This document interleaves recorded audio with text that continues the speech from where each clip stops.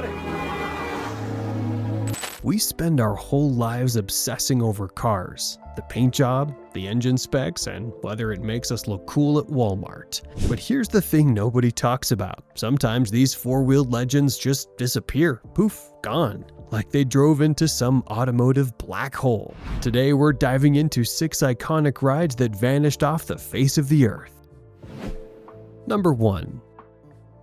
You'll be using this Aston Martin DB5 with modifications. Let's kick things off with arguably the most famous stolen car in history, the 1963 Aston Martin DB5 from the James Bond film Goldfinger. This isn't just any DB5, this is the DB5 that Sean Connery drove, complete with working machine guns, an ejector seat, tire slashers, smoke bombs, and oil sprayers. It's basically a real-life superhero car. On the night of June 18, 1997, thieves executed a heist that would make even a Bond villain jealous. They broke into a secure hangar at Boca Raton Airport in Florida, cut through chain-link fences, disabled the alarm system, and dragged the car away using its axle. The entire operation was smooth, professional, and left almost no trace. The owner, businessman Anthony Pugliese III, had bought the car for roughly $250,000 back in 1986.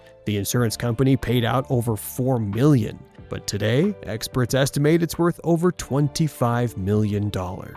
Here's where it gets really interesting. In 2021, after 24 years of searching, art recovery detective Christopher Marinello claimed he'd located the car in a private collection somewhere in the Middle East. The serial number was verified. It's definitely the real deal. But here's the problem. The current owner may not even know they have a stolen car. Or maybe they do and they're just not talking. As of 2025, the car still hasn't been physically recovered. Investigators continue working with law enforcement, and there's still a $100,000 reward for information leading to its return. The mystery remains. Will James Bond's most iconic car ever come home? Number 2. Maybe. If cars could be cursed, this would be the one. James Dean's Porsche 550 Spider, nicknamed Little Bastard, has a story so bizarre it sounds completely made up. But every word is documented and true. On September 30th, 1955, Dean was driving his brand new Porsche to a race in Salinas, California. He'd only owned it for 9 days. Earlier that day, he'd been pulled over for speeding. Just hours later, at an intersection on Route 46, a Ford Tudor driven by student Donald Turnaspeed, yes, that was really his name, made a sudden turn. Dean, traveling at about 85 miles per hour, couldn't avoid the collision. He died instantly at age 24, according to multiple historical records, but the story of Little Bastard was just beginning. Actor Alec Guinness had met Dean a week before the crash and warned him that he'd be found dead in that car within a week. Creepy coincidence? It gets worse. After the crash, Dr. William Esrick bought the wreck from the salvage yard and stripped it for parts. He installed the engine in his Lotus 9 race car. Another doctor, Troy McHenry, bought the transmission and suspension parts. Both men raced at the 1956 Pomona sports car races. Both crashed. McHenry hit a tree and died. Esrick survived but was injured. George Barris, the famous customizer known as the King of Customizers, bought what was left of the car and sent it on for a safety tour across America. During exhibitions, the car allegedly fell from its display and injured a teenager, as reported by multiple sources, including Spyscape.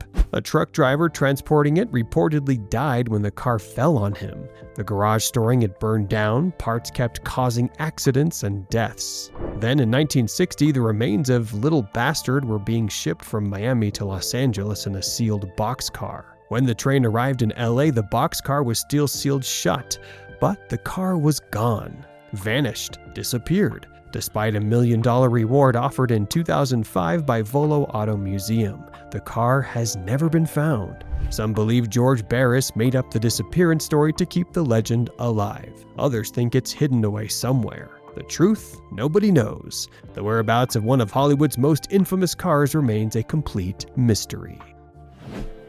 Number 3.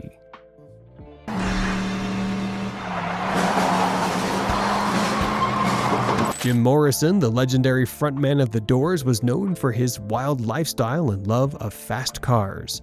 His 1967 Shelby GT500, nicknamed the Blue Lady, was his constant companion around Los Angeles. But like Morrison himself, this car's fate is shrouded in mystery. The story of how this Mustang disappeared has multiple versions. Nobody knows which one is true. The most popular version goes like this. One Friday night, Morrison was driving under the influence and crashed into a telephone pole on Sunset Boulevard. He got out to inspect the damage, wandered into a nearby bar, and when he came back hours later, the car was gone, just vanished. No tow truck records, no police reports, nothing. Another version claims Morrison parked the car at LAX airport and left it there longer than allowed. It was supposedly towed and sold at auction, but there's no documentation of this either. What makes this disappearance so frustrating is that it happened at a time when record-keeping wasn't as thorough as today. There's no paper trail, no evidence, and no witnesses who could definitively say what happened. Morrison died in 1971 in Paris under mysterious circumstances, taking any first-hand knowledge with him. The Blue Lady has become part of Morrison's legend, a physical representation of his chaotic lifestyle and mysterious end. Some collectors believe the car was stripped for parts, others think it's sitting in someone's garage, with the owner having no idea of its significance. There have been occasional rumors of sightings over the years, but none have been verified. The 1967 Shelby GT500 is already a valuable car, worth hundreds of thousands in good condition, but one owned by Jim Morrison, that would be worth several $1 million today. Yet despite the massive value and Morrison's enduring fame, the Blue Lady remains lost to history, much like its owner's final days in Paris. Quick thing, if you're digging these stories, smash that subscribe button and hit the bell so you don't miss our next deep dive. Trust me, it gets even weirder from here. Now, back to vanished vehicles. Number 4.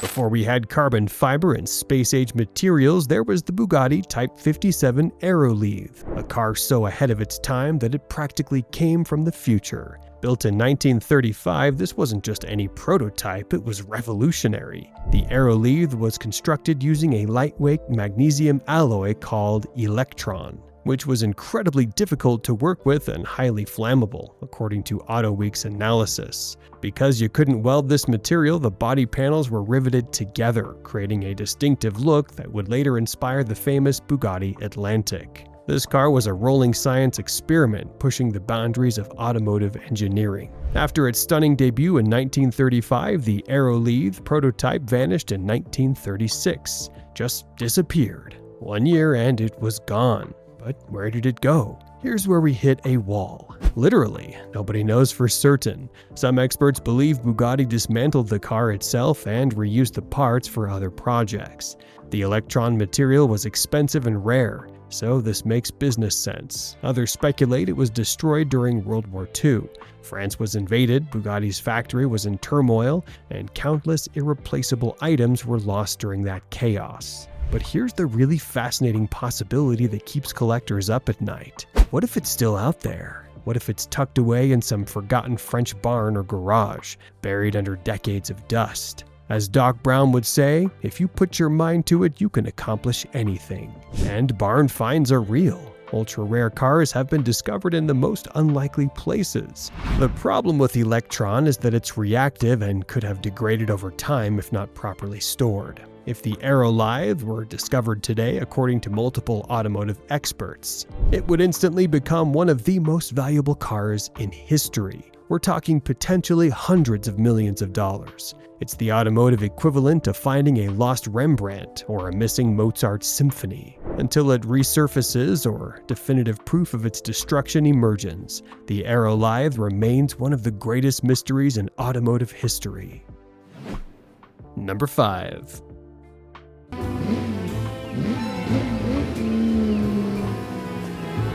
In 1953, Ferrari built 26 examples of their 375mm, a race car with a 4.5-liter V12 engine that could reach 180 miles per hour when the brand new Corvette was struggling to hit 100. These were serious racing machines, and today all 26 cars are accounted for. Well, almost all of them. One is missing, and its disappearance is one of the biggest mysteries in the Ferrari world. Chassis number 0378AM. A Pininfarina Berlinetta was sold to Dottore Enrico Wax, an Italian businessman and collector who lived in Genoa. Here's what makes this case so peculiar. Dottore Wax didn't race the car like most 375mm owners. He was a collector who kept it in his garage. This means the car was likely babied, maintained, and protected, potentially making it one of the most original, well-preserved Ferraris ever built. But in 1953, the car disappeared, just vanished from Genoa. No sale records, no export documents, no trace. For over 70 years now, nobody has seen this Ferrari. The big question is, did someone in the know quietly acquire it and keep it hidden? The Ferrari community strongly suspects that somebody, somewhere, knows where this car is, as reported by multiple Ferrari historians. Maybe it's still in Genoa, sitting in a garage where it's been since 1953. Maybe the owner died and their heirs don't know what they have. Maybe it was hidden during World War II turmoil and never recovered. What we do know is that if this 375mm were to surface today, it could be worth close to $10 million or more. For Ferrari collectors, finding this car would be like discovering the Holy Grail. It represents a missing piece of Ferrari's racing heritage, and somewhere in the world it might still be waiting to be found, or it might not. The truth, nobody knows. Number 6. If there's a holy grail of missing cars, this is it. The Bugatti Type 57 SC Atlantic, known as La Voiture Noire, which means the black car, is potentially the most valuable automobile in existence, and it's been missing for over 80 years. Jean Bugatti, son of company founder Ettore, designed and built just 4 of these stunning Atlantic coupes in the 1930s. Each featured a distinctive raised spine running down the center and riveted bodywork that was decades ahead of its time. 3 of these cars survived World War II and are accounted for today, but the 4th, Jean's personal Black Atlantic, vanished without a trace. In 1938, as Nazi forces prepared to invade France, Ettore Bugatti made plans to hide the car to keep it from being captured or destroyed. The car was reportedly loaded onto a train bound for Bordeaux, along with other valuables, to get it away from the Germans before they entered Alsace.